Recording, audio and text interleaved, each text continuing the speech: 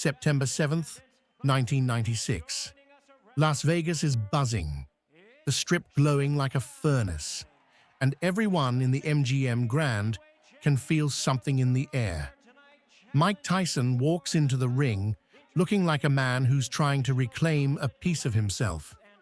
Across from him stands Bruce Seldon.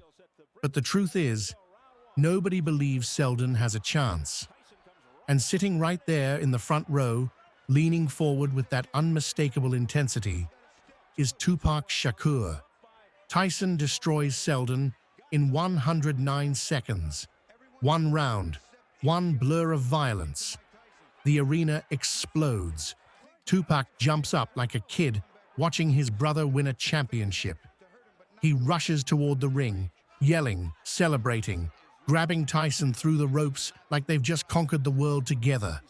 What nobody in that arena realizes is that Tupac has only a few hours left to live. 6 hours after that hug, he'll be shot 4 times. 6 days later, he'll be gone. And for nearly 3 decades, Mike Tyson has carried the weight of that night like a stone in his chest. Las Vegas is loud, chaotic, electric. But Tyson isn't just fighting for a belt. He's fighting for redemption. 3 years in prison shattered his image, his career, his mind. Holyfield made the world doubt him. But on this night, under those blinding arena lights, he wants to prove he's still Iron Mike. And Tupac, he's not just a celebrity guest, he's family, a real one. Go back to 1995.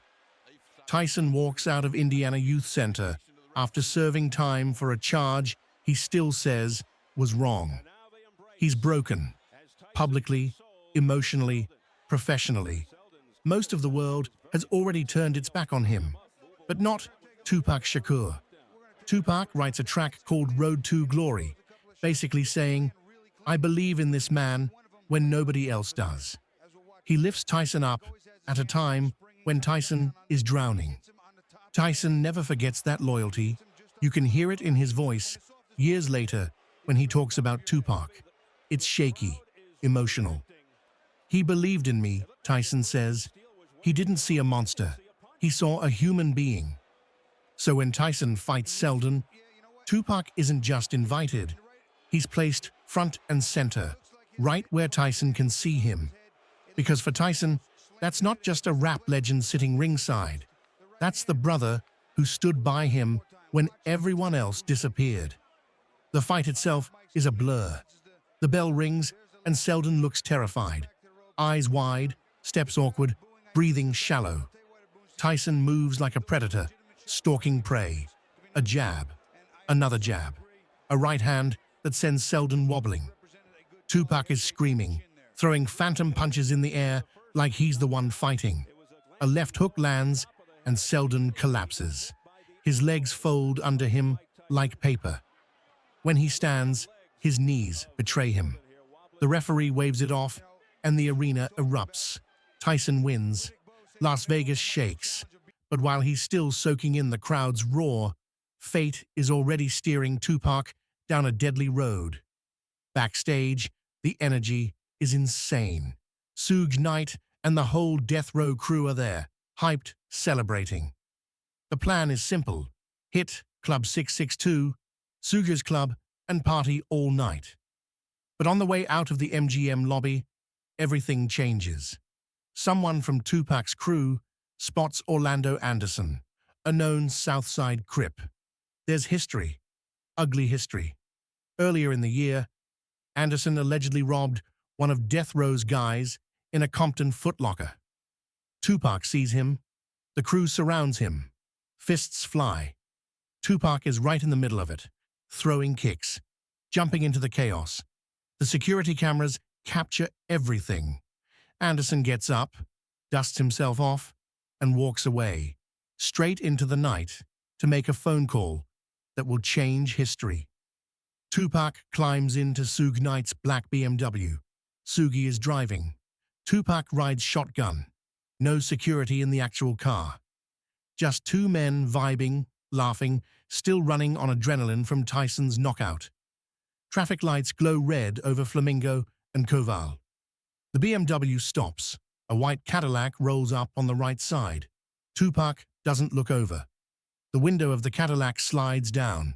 Then everything erupts. Shots explode into the car. 4 bullets hit Tupac. Chest, arm, thigh, head. Suji gets shrapnel in his skull, but still manages to hit the gas. Blood everywhere. Tupac gasps for air, slipping in and out of consciousness.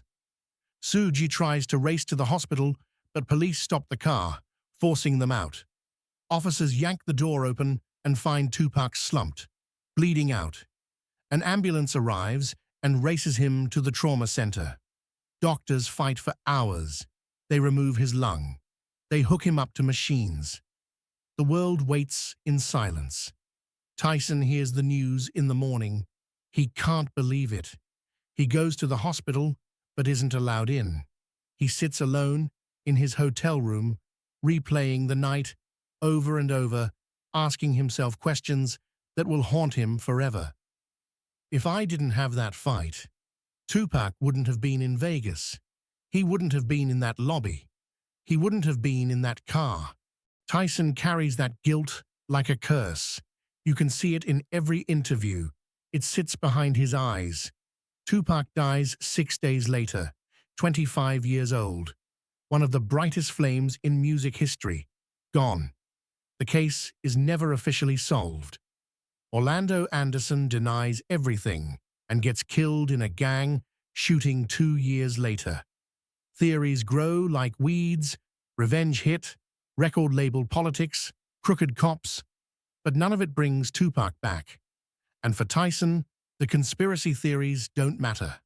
All he knows is that his brother died because chaos swallowed him whole. He says Tupac's death changed him, forced him to grow up, forced him to look in the mirror and face the darkness he'd been carrying.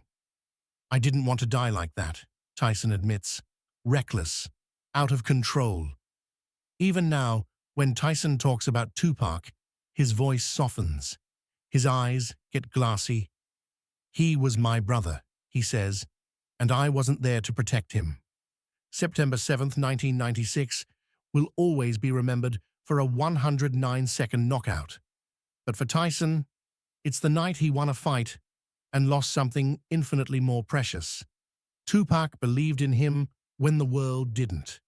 And Tyson has spent decades living with a victory that feels like a wound. Some wins come with a price. Some losses never heal.